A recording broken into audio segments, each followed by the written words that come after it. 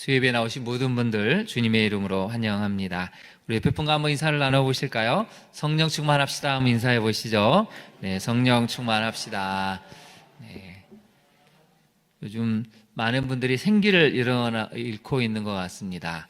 우리나라 사회가 점점 울분이 많아지고 있다고 하죠. 그만큼 살아가는 것이 많이 각박해지고 또 너무 경쟁 사회다 보니까 서로를 돌보지 않고 그냥 나만 잘 살면 된다는 이런 이기주의 때문에 많은 사람들이 힘들어하는 것 같습니다. 공정도 무너지고 정의도 무너지니까 더 많은 사람들이 울분을 가질 수밖에 없는 사회 구조인데요. 이럴 때 우리 그리스도인들은 깨어서 정말 옆에 있는 분들을 돌보고 하나님의 은혜로 사랑을 완성해 갈 때 교회가 교회다워지고 많은 사람들을 옳은 대로 이끌 수 있습니다. 그런 마음으로 한번 우리 옆에 분에게 그렇게 인사해 볼까요? 당신을 잘 돌보겠습니다. 한번 인사해 보시죠. 당신을 잘 돌보겠습니다. 네, 잘 돌볼 수 있습니까? 네, 잘 돌보아 주셔야 됩니다. 마음을 잘 돌봐 주시고 몸을 잘 돌봐 주시고 영혼을 잘 돌봐 주셔야 합니다. 항상 우리가 너무 현실에만 집중하다 보면 우리만 바라보면 우리가 도전을 받기가 어렵죠. 그래서 이 시간 영상을 하나 좀 보여주려고 하는데 이제 다음 주 우리가 청년주일 예배를 드리게 됩니다. 우리 김동환 목사님 또 정말 청년부에서 힘쓰고 애쓰고 있습니다. 우리 청년들도 정말 애를 쓰고 있는데요. 동시대 청년들이 그래도 이렇게 열심을 내고 찬양하는 모습을 보면서 우리 교회 청년도 이렇게 할 수 있고 또 많은 청년들을 옳은 대로 돌아오게 해야 되겠구나라는 도전을 줄 수 있는 찬양인데요. 분당 우리 교회 청년들이 한번 특성한 모습을 잠깐 한번 보도록 하겠습니다.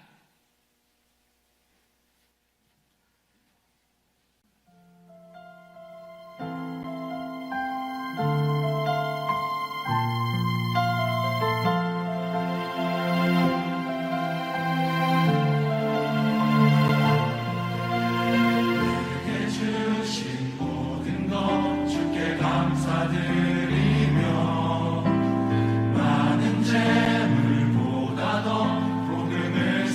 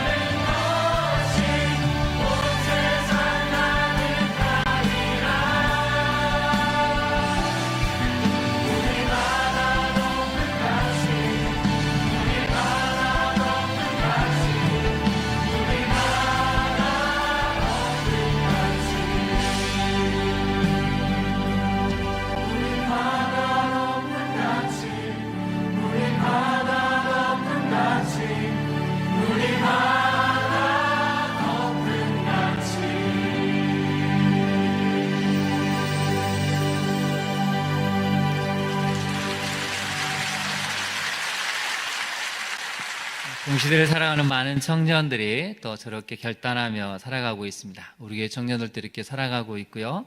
혹시 또 우리 청년부를 나오지 않더라도 우리 기도하는 어머니들 또 아버지들 때문에 우리 청년들도 그렇게 되리라고 믿습니다. 그러니 여러분 너무 낙심하지 마시고 우리 자녀를 위한 기도를 부지런히 하시고 그날이 올 때까지 포기하지 않는 믿음을 우리가 가져야 합니다. 오늘 특별히 예레미야 32장은 우리에게 많은 것을 알려주는 내용인데요. 제목을 한번 볼까요? 제목에 뭐라고 나와 있습니까? 들리는 자와 들리지 않는 자라고 되어 있습니다. 들리는 자가 있고 들리지 않는 자가 있죠. 아까 가사에도 나왔지만 청년의 때 여러분은 부모님 말씀이 잘 들렸습니까? 들리지 않았습니까? 반항기가 좀 있었습니까? 반항기가 전혀 없이 순종하며 살았습니까? 보기하고 다르게 저도 부모님한테 좀 많이 반항을 했고 좀 약간 사춘기가 좀 심했습니다. 그런데 하나님 말씀이 들리는 사람들이 있고 들리지 않는다는 사람이 있죠. 형편에 상관없이 너무 좋은 환경에 있는 사람은 하나님 말씀이 잘 들릴 것 같지만 오늘 본문을 보니까 꼭 그렇지는 않다는 것을 알려주게 됩니다. 그래서 먼저 하나하나 말씀을 살펴볼까요? 첫 번째 메시지인데요. 개인과 공동체, 나라의 미래는 우리에게 주어진 시간 동안 삶의 영역에 무엇을 형성하느냐에 달려 있습니다. 특별히 이제 오늘 32장은 예루살렘이 멸망하기 직전입니다. 약 6개월에서 7개월 후에 이제 완전히 망하게 되는데 바벨론 군대가 지금 포위를 하고 있습니다. 포위를 하고 있는 상황에서 점점 성 안의 굶주림은 심해져 가고 사람들은 무기력감, 우울감, 나라의 미래에 대해서 불안해하고 있습니다. 이제 언제 함락이 되느냐? 그 시점에서 하나님이 예레미야 선지자에게 말씀을 들려주셨다는 것이죠. 근데 하나님은 분명히 이 성은 완전히 멸망한다라고 말씀을 하십니다. 그래서 이제 먼저 한번 살펴볼까요? 두 가지에 대해서 말씀을 하시는데요. 3절에서 5절 한번 볼까요? 그가 예언하기를 예레미야 선지자가 이렇게 얘기했습니다. 여호와의 말씀에 내가 이 성을, 거기다 한번 네모를 쳐보실까요? 첫 번째는 남유다의 수도 예루살렘 성, 이 성을 바벨론 왕의 손에 넘기게 되겠다. 그래서 먼저 예루살렘이 완전히 망한다고 말씀을 하십니다. 두 번째를 한번 볼까요? 유다 왕 시드기야는 갈대아인의 손에서 벗어나지 못하고 반드시 바벨론 왕의 손에 넘겨진 바가 될 것이다. 거기다 한번 밑줄을 보실까요? 유다 왕 시드기야가 나오죠. 두 가지를 말씀하십니다. 이 성도 무너지고 마지막 왕이 시드기야도 사로잡혀서 끌려가게 될 것이다. 그래서 나라와 개인이 다 무너지게 된다라고 말씀을 하십니다.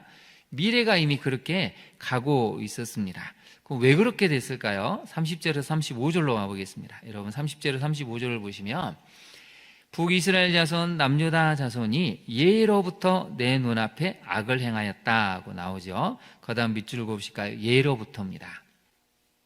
아주 먼 옛날부터 그때부터 하나님을 믿지도 않고 하나님을 믿는 척하지만 우상을 섬기고 하나님을 경노케 했다고 나오죠. 31절에 보시면 이 성이 건설된 날부터 오늘까지 다윗이 왕이 오른 다음에 예루살렘을 점령을 했습니다.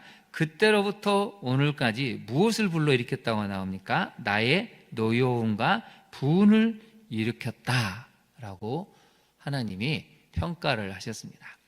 다윗 왕 때로부터 예루살렘 멸망할 때까지 수백 년 동안 늘 끊임없이 하나님의 마음에 분노를 일으키는, 노여움을 일으키는 그 성, 그 백성이 바로 이제 곧 멸망하게 될 예루살렘이고 그 백성이었다는 것이죠. 그 다음에 32절에 보시면 이스라엘 자손과 유다 자손이 모든 악을 행해서 내 노여움을 일으켰다라고 말씀을 하고 계십니다. 그래서 하나님이 수백 년 동안 이것을 고치시려고 33절에 보시면 내가 그들을 가르치되 어떻게 가르쳤다고 나오죠?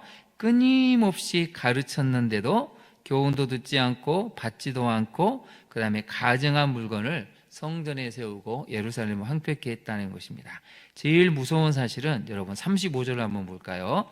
흰놈의 아들의 골짜기에 바알의 산당을 건축하였으며 자기들의 아들들과 딸들을 몰래 앞으로 지나가게 했다. 그래서 이 가나안 땅 점령이 BC 1406년에 되어 있는데 하나님이 경고하셨죠. 반드시 가나안 땅에 들어가면 그 가증한 풍속을 본받지 말라고 했는데 들어가자마자 이것을 배워가지고 그때부터 이 자기 자녀들을 몰래가 앞으로 산채로 불태우는 풍습을 본받아서 언제까지 하냐면 오늘 본문에 나오는 예레미야, 곧 예루살렘이 멸망할 때까지 이 풍습을 계속해서 진행했다는 것입니다. 솔로몬 때도 그 기록이 나오죠. 얼마나 여러분 끈질기게 약한 풍습이 살아남았는지 마지막 예루살렘이 멸망할 때까지도 이 일을 멈추지 않았다는 것입니다. 그래서 첫 번째 메시지를 한번 살펴볼까요? 우리에게 주어진 시간 동안 여러분 삶의 영역에 무엇을 형성하고 있습니까? 하나님은 지켜보십니다.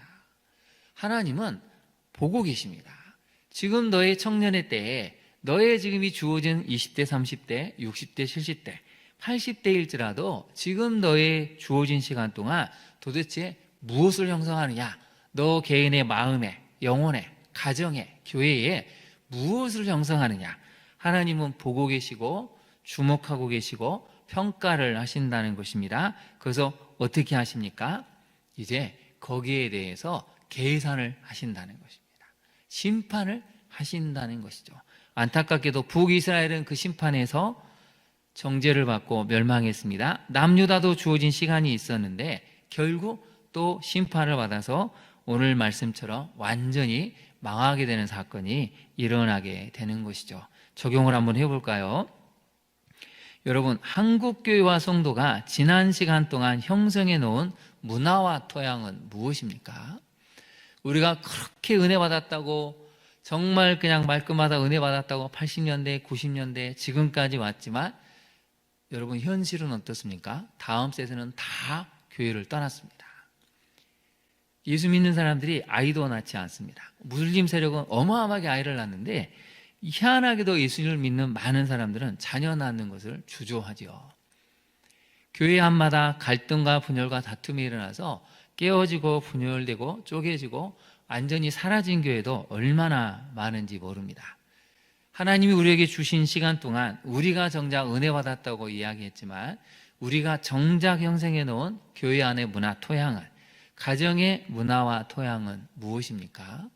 그걸 한번 보아야 한다는 것이죠. 두 번째로 한번 같이 읽어볼까요?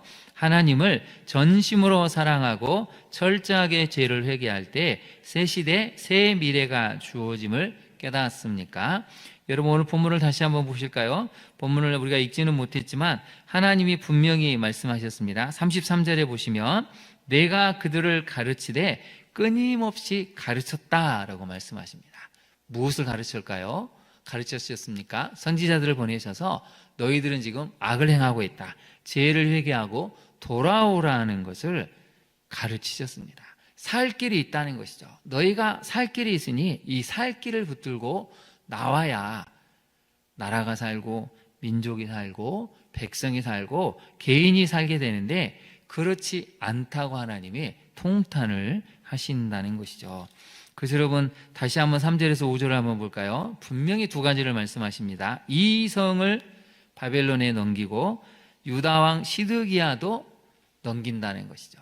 대표성이 있습니다. 성은 나라를 말하는 것이고 시드기야는 모든 백성을 상징합니다. 나라도 개인도 민족도 완전히 다 무너진다는 것입니다. 이유는 딱 하나죠. 긴 시간 동안 악을 형성했기 때문입니다. 주어진 긴 시간 동안 악을 형성하고 불순종을 형성하고 하나님을 대적하는 문화를 형성했기 때문에 결국에 남유다는 완전히 망하게 된 것이죠. 여러분 우리에게 하나님이 주신 시간이 있습니다. 그 시간 동안 사랑을 형성하시고 섬김을 형성하시고 하나님을 진실되게 사랑하고 섬겨서 많은 사람을 돌봄을 형성할 수 있는 우리 성도님들이 되시기를 바랍니다. 그럴 때 우리는 심판을 피할 수 있고 하나님의 은혜로 다시 부흥의 역사를 쓸 수 있다는 것이죠. 두 번째 메시지를 한번 살펴볼까요? 같이 한번 읽어보겠습니다. 어떤 상황과 환경 속에서도 말씀이 들리는 사람이 희망을 만들어내는 사람입니다. 오늘 본문을 한번 보실까요? 2절을 보시면 1절에 여호와의 말씀이 예레미야에게 임하니라 하면서 그때에라고 나오죠. 그때에다 한번 네모를 쳐보실까요? 그때는 어떤 때냐면 안팎으로 어려운 때입니다. 첫 번째는 바벨론 군대가 예루살렘을 에워싸서 이제 나라가 풍전등화의 상황에 놓여 있습니다. 이제 곧 망하기 직전입니다. 근데 개인인 예레미야는 또 어떻게 됐을까요? 유다의 왕의 궁중에 있는 시대들에 갇혀져 있었습니다. 나라도 위태롭고 개인 예레미야도 지금 목숨이 언제 끊어질지 모를 만큼 왕의 미움을, 백성들의 미움을 거짓 선지자들과 선동하는 제사장들 앞에서 지금 목숨이 위태로운 상황에 있습니다. 그런데 희한하게도 이럴 때 하나님이 말씀하셨다는 것이죠. 여러분 거기다가 밑줄을 그어보실까요? 갇혔으나 라고 나오죠. 갇혔으나. 분명히 갇혀 있습니다. 희망이 없어 보입니다. 아무리 봐도 이제 살 길은 없어 보이고 이제 하나님이 뭐라고 말씀하실지 기대조차 하지 않았는데 1절을 보니까 여호와의 말씀이 예레미야에게 임했죠. 언제요?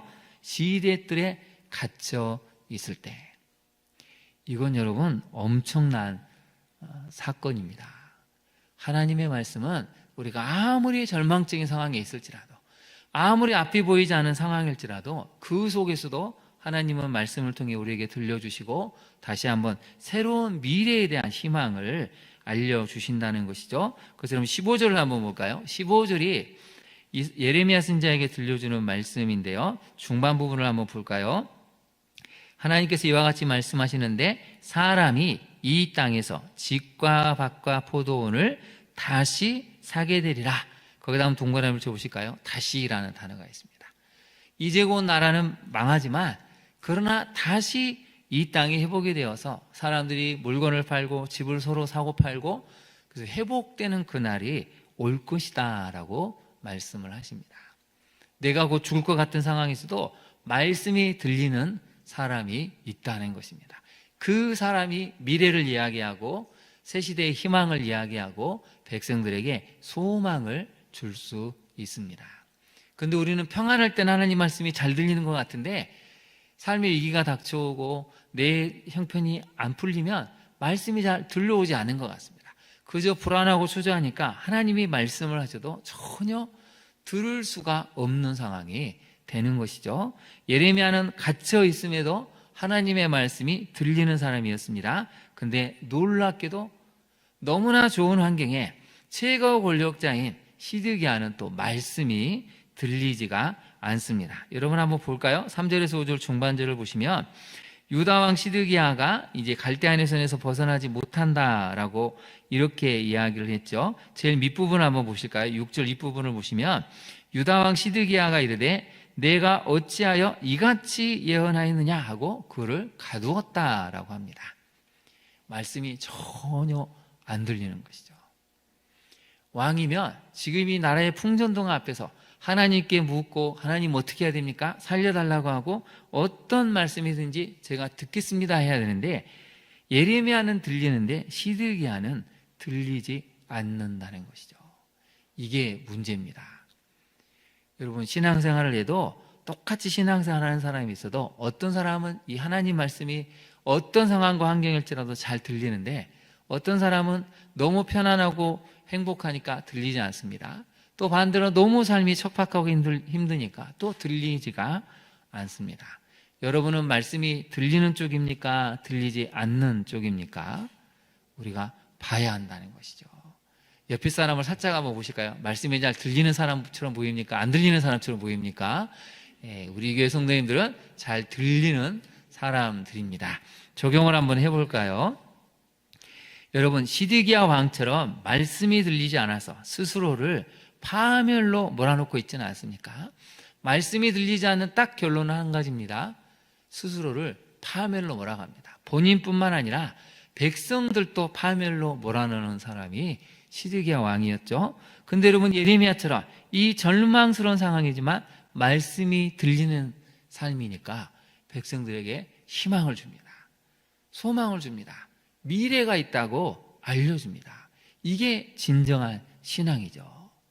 내 상황과 형편이 어떠하든지 간에 하나님의 말씀이 들리면 그것으로 우리는 새 시대의 새 미래를 새로운 희망을 가지고 시대를 열어갈 수가 있습니다. 지금 당장 편안한데 말씀이 들리지 않으면 그것은 결국 시드기야 왕처럼 서서히 스스로를 파멸로 몰아넣고 있다는 것이죠. 오늘 수협에 나오신 우리 성도님들만큼은 말씀이 들려서 여러분과 여러분의 자녀를, 우리 백성들을 희망으로 이끌어갈 수 있는, 새 시대의 세미를 이끌어갈 수 있는 귀한 성도님들 되시기를 소망합니다. 우리는 말씀이 들리는 사람으로 살아야 한다는 것이죠. 세 번째 메시지를 한번 살펴볼까요? 같이 한번 읽어보겠습니다. 이해할 수 없는 말씀일지라도 순종할 때 그것은 미래 세대에게 살아계신 하나님을 증거하는 예표가 됩니다. 오늘 본문을 보면 희한한 말씀이 들리는데요. 7절, 6절을 한번 보실까요? 여호와 말씀이 내게 임하였다 하면서 이렇게 얘기합니다. 보라, 네 숙부 살룸의 아들 하나멜이 내게 와서 말하기를 너는 안 할 수 있는 내 밭을 사라. 이 기업을 물을 권리가 내게 있느니라. 이제 곧 내 숙부의 아들 하나멜이 찾아와서 밭을 사라고 이야기할 텐데 그 밭을 사고 매매 증서를 증거로 남겨라 라고 말씀하십니다. 여러분, 나라가 망한데, 이제곧 나라가 망하는데 땅을 사고 파는 의미가 무슨 의미가 있습니까? 나라가 완전히 망하면 그게 아무런 소용이 없습니다. 무용지물이 되는데 하나님이 인간의 상식과 이성으로는 전혀 이해할 수 없는 말씀을 하시죠. 그 사람이 찾아와서 이야기하면 너는 그 말대로 하라고 이야기를 하시죠. 그래서 그럼 8절을 한번 볼까요? 여호와의 말씀과 같이, 거기다 밑줄을 그어보실까요? 이게 중요합니다. 하나님이 말씀하시면 그 일은 사건으로 나타난다는 것입니다. 제가 예레미야였다면 도저히 이해가 안 됐을 것입니다. 아니, 하나님, 이제 곧 나라가 망하는데, 이제 곧 우리 모두가 나라가 망해서 죽고 끌려갈 텐데, 아니 무슨 땅을 사고 팝니까? 이게 무슨 의미가 있습니까? 항의하고 차라리 우리를 구원해 달라고 이렇게 이야기를 할 텐데, 예레미야는 그 말씀에 대해서 곰곰이 생각을 했던 것 같습니다. 그래서 8절에 보면 여호와의 말씀과 같이 사건이 일어났습니다. 나의 숙부의 아들 하나멜이 시대뜰 안에 있는 자신에게 와서 이렇게 요청을 하죠. 너는 베냐민 땅 안에 있는 나의 밭을 사라. 기업의 상속권이 내게 있고 물을 권리가 내게 있으니 너를 위하여 사라. 희한한 이야기를 합니다. 이게 제정신일까요? 이게 좀 뭔가 이게 이상하지 않습니까? 아무리 그래도 그렇지 나라가 망했는데 무슨 땅을 사고 팔라고 너를 위해서 사라고 이렇게 이야기할 수 있겠습니까? 근데 여러분, 중요한 게 있습니다. 우리 8절 마지막을 볼까요? 내가 이것이 어떤 것인 줄 알았다고 나와 있습니까? 여호와의 말씀인 줄 알았으므로. 거기다 한번 네모를 쳐보실까요? 알았으므로. 말씀이 사건이 되니까 이게 진짜 하나님의 말씀이었구나를 깨달았다는 것입니다. 그래서 이제 증서를 써서 봉인하고 증인을 세우고 은을 저울에 달아주고 그리고 하나님의 말씀대로 했는데, 여러분 12절을 한번 볼까요? 나의 숙부의 아들 하나멜과 매매 증서의 인친 증인학과 시대뜰에 앉아있는 유다 모든 사람 앞에서 그 행위를 했다고 나와 있습니다. 여러분이 지켜보는 사람들은 어이가 없지 않았겠습니까? 드디어 예레미야가 미쳤구나. 아니, 나라가 망했는데 무슨 땅을 사고 팔고 그걸 또 봉인을, 하나는 원본은 봉인하고 사본은 본인이 가져가고 그걸 또 묻고, 이런 게 도대체 이해가 안 됐겠죠. 이게 도대체 무슨 일이냐. 우리가 보니까 너는 정말 가짜 선지자 같다, 이렇게 말하지 않았겠습니까? 근데 여러분, 하나님의 말씀이니까 예레미야가 순종을 한 것입니다. 이것은 예표가 되는 것이죠. 15절을 우리 다시 한번 읽어볼까요? 15절 말씀입니다. 만군의 여호와 이스라엘의 하나님께서 이와 같이 말씀하시니라. 사람이 이 땅에서 집과 밭과 포도원을 다시 사게 되리라 하셨다 하니라. 무슨 말씀이죠? 다시 너희들은 회복이 된다는 것입니다. 다시 회복이 되어서 이전의 일상의 삶을 살게 될 것이다. 시집가고 장가가고 자녀를 낳고 열심히 일해서 번 돈으로 집을 사고 밭을 사고, 그런 일들이 이제 너희 미래에 일어나게 될 것이라는 것이죠. 그래서 여러분 14절 마지막을 보면 이렇게 나와 있죠. 봉인하지 않은 매매 증서를 가지고 토기에 담아 얼마 동안 보존하라고 나옵니까? 오랫동안 보존하라는 것이죠. 70년 가까이를 보존하라고 말씀을 하고 계십니다. 왜 이 말씀을 하십니까? 나라가 망하는 것으로 끝나지 않고 망한 이후에도 하나님의 마음이 있어서 너희는 다시 살게 된다는 것입니다. 이게 심판하신 하나님의 마음입니다. 하나님은 회개하지 않는 사람은 철저하게 응징하시지만 그런 한편으로는 또 다른 구원의 역사를 만들어 놓으시고 그곳으로 가기를 원하시는 하나님의 마음이 있다는 것이죠. 여러분, 세 번째 말씀을 다시 한번 살펴볼까요? 이해할 수 없는 말씀일지라도 순종할 때 그것은 미래 세대에게 살아계신 하나님을 증거하는 뭐가 된다고요? 예표가 된다는 것입니다. 여러분, 이걸 우리가 마음에 받아들여야 합니다. 지금은 예레미야도 너무 힘이 듭니다. 이제 곧 나라가 망하는 것을 알고 있기 때문에 이런 행위를 왜 해야 되지? 이런 의문도 있고 힘듦도 있겠지만 하나님이 말씀하셨기 때문에 순종하고 나중에 다니엘이 또 그것을 기도 중에 깨닫게 되죠. 우리는 어찌하든지 간에 말씀을 붙들고 말씀이 사건이 되게 하고 또 사건을 통해서 희망을 주는 사람으로 살아야 합니다.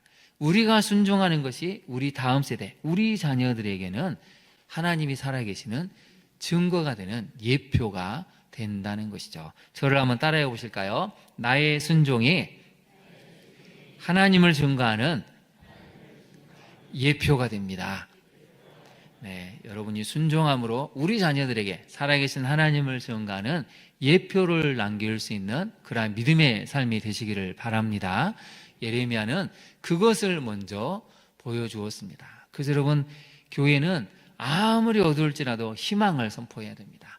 아무리 절망에 있을지라도 예레미야처럼 시대들에 갇혀 있을지라도 말씀이 들리는 사람으로 서서 다시 한번 희망을 선포하고 우리는 다시 일상을 회복할 수 있다고 선포하고 선언하는 것이 진정한 믿음을 가진 사람들의 모습이라는 것이죠. 적용을 한번 해볼까요? 여러분, 하나님께서 들려주신 말씀을 나의 이성과 상식으로 판단해서 혹시 순종하기를 주저하고 있지는 않습니까? 우리의 가장 큰 문제는 내 이성, 내 상식이 너무 큽니다. 하나님이 뭐라고 말씀하시면 자꾸 이 저울로 달아봅니다. 이게 맞아?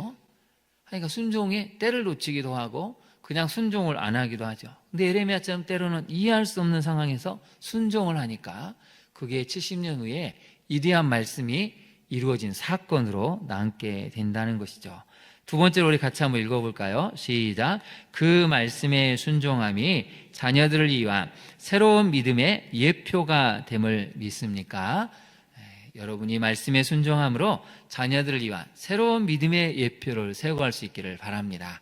그게 오늘 수요예배에 나오신 여러분을 향한 하나님의 마음입니다. 우리 광양중앙교회는 순종함에 이러한 믿음의 예표가 가득 차서 우리 다음 세대가 살아나고 우리 다음 세대가 하나님이 주시는 새 시대, 새 미래로 살아갈 수 있는 믿음의 자녀들이 될 수 있기를, 또 그 길을 만들어갈 수 있는 우리 모두가 될 수 있기를 진심으로 축원합니다. 우리 시간 함께 기도하도록 하겠습니다. 오늘 주신 말씀을 생각하고 하나님, 우리가 주어진 시간 동안 사랑과 믿음과 섬김을 형성하는 삶을 살게 하옵소서. 어떤 상황과 환경에 있을지라도 말씀이 들리는 사람으로 희망을 만드는 우리가 될 수 있도록, 또 이해할 수 없는 말씀일지라도 순종해서 우리 자녀에게 하나님을 증거하는 예표의 삶을 살아 우리가 되게 해달라고 우리 시간 주님의 이름을 세 번 부른 다음에 간절히 기도하도록 하겠습니다. 주여, 주여, 주여.